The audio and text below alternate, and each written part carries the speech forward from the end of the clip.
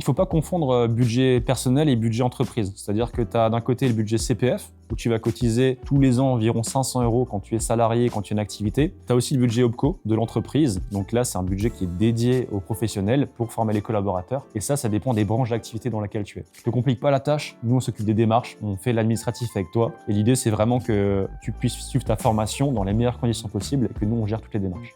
Mais en général, après un an d'existence déjà, tu cotises tous les ans dans ton fonds de formation, dans ton OPCO. En moyenne, les budgets varient entre 2 000 et 6 000 € selon les branches. Après, ça peut être plus ou moins selon le nombre de salariés. Mais c'est des budgets assez importants. Si tu as envie de te former, de mettre une action en place, ils sont disponibles. Ils peuvent être transmis par le comptable ou directement sur le site de l'OPCO en question. Ça dépend de ta branche métier. Aujourd'hui, n'importe quel indépendant, même un SARL, pas forcément une très grosse boîte, cotise un minimum.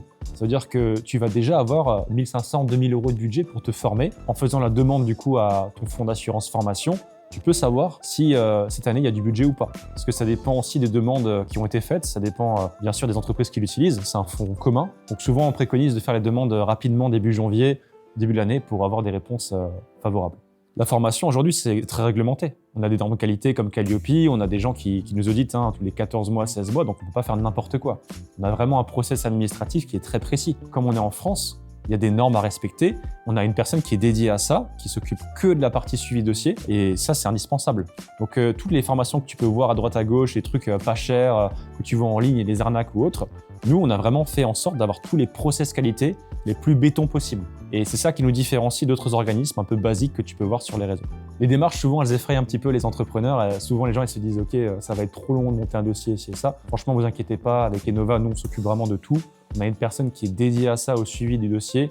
On fait d'abord la recherche de financement par rapport à l'OPCO, tu cotises ou ton financement CPF. On va te suivre sur l'obtention du dossier ou non, parce que parfois tu peux avoir un refus, donc il faut refaire le dossier. Et ensuite, on vérifie bien que le budget est disponible et qu'il a été viré sur vos comptes ou sur le financement de la formation. On est assez actif sur les réseaux sociaux, notamment LinkedIn, TikTok. On est aussi sur YouTube un petit peu. On a un beau site web avec une page pour faire un check-up digital. En 30 minutes, vous avez votre réponse sur vos capacités, votre opportunité.